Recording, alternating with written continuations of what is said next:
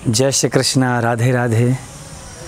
समस्त देशवासियों को भाई दूज के इस भाई बहन के प्रेम के प्रतीक सुंदर इस द्वितीया तिथि को, जिसे हम यम द्वितीया भी कहते हैं और भाई दूज के नाम से भी जानते, इस पावन पर्व की आप सभी भगवत प्रेमियों को बहुत बहुत मंगलमय शुभकामनाएं। ये भाई दूज का जो परम पवित्र पावन त्यौहार है, ये बड़ा ही सुंदर और बड़ा अद्भुत है। ये जो एक भाई बहन का एक बड़ा प्यारा ये जो खट्टा मीठा रिश्ता होता है, ये संसार के सबसे अनमोल रिश्तों में से एक है। शास्त्र कहता है और आप लोगों ने देखा भी होगा कि भाई बहन के बीच अधिकांशतः झगड़े भी बहुत होते हैं और भाई बहन के बीच में प्रेम भी बड़ा होता है। आपस में बनती भी बहुत कम है और महाराज एक दूसरे के बिना रह भी नहीं पाते। ऐसा यह सुंदर परम पवित्र पावन भाई दूज का पर्व है। आइए इस पर्व की कुछ मुख्य बातों को आज जानते हैं। हमारे शास्त्रों में बड़ी सुंदर कथा आती है और बहुत से भक्तों को इस बारे में ज्ञान भी होगा, जानकारियाँ होंगी, पर ये जो हमारी युवा पीढ़ी है, युवान मेरे भाई बहन, उनके पास तक इन बातों की जानकारी पहुंचाना परम आवश्यक है। महाराज यम और यमी श्री यमुना महारानी और श्री यमराज धर्मराज, यह दोनों भाई बहन जो सूर्य पुत्र और पुत्री है, तो जो इनकी सौतेली माँ है छाया, इनका इन्हें अधिक प्रेम इन्हें प्राप्त हुआ नहीं। तो दोनों भाई बहनों के बीच में बड़ा घनिष्ठता थी और बड़ा अधिक प्रेम था। तो ऐसी कथा आती है और ब्रज के संतगण तो बड़ी सुंदर इस बात पे भाव व्यक्त करते हैं कि जब यमुना महारानी अपने भाई को आमंत्रण निमंत्रण देती तो श्रीमान यमराज जी अपने कार्यों में इतने व्यस्त रहते कि आ नहीं पाते। एक दिन अचानक दीपावली के बाद द्वितीया तिथि को श्री धर्मराज अपनी बहन के घर पहुंच गए।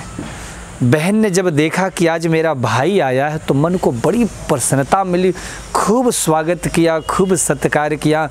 अपने हाथों से श्री यमुना जी भोजन कराती हैं। तब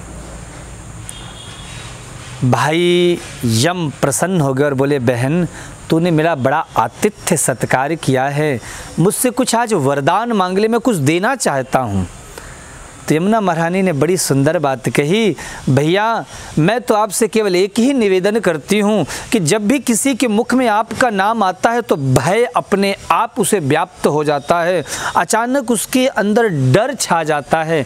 मैं ये चाहती हूँ कि इस दिन जो भी भाई अपने बहन के घर जाए और अपने बहन का आतिथ्य स्वीकार करे, उस भाई को और उस बहन को कभी आपके प्रति भय ना हो, अकाल मृत्यु का कोई डर ना हो।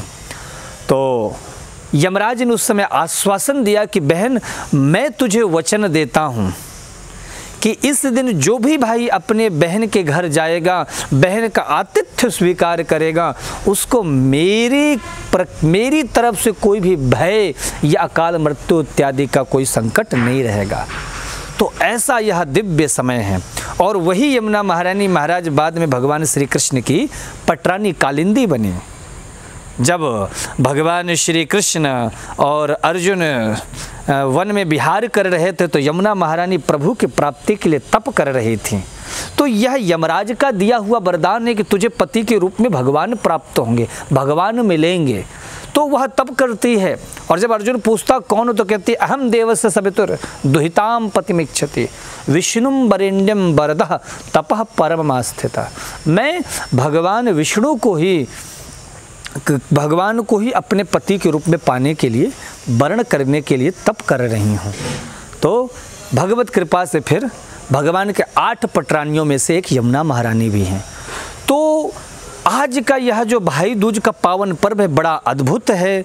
आज सायंकालीन हर बहन को अपने हाथ से भाई के लिए ग्रास भोजन इत्यादि बनाना चाहिए और भाई का भी ये धर्म बनता है अपनी बहन की सुरक्षा रक्षा तो करे ही, और ये प्रयास करे कि अपनी ही बहन नहीं अपितु हमारे इस देश की जितनी भी बहन है, चाहे वो हमारी हो या किसी और की हो, उनके जीवन की रक्षा का संकल्प लेकर के और फिर बहन के घर से विदा हो।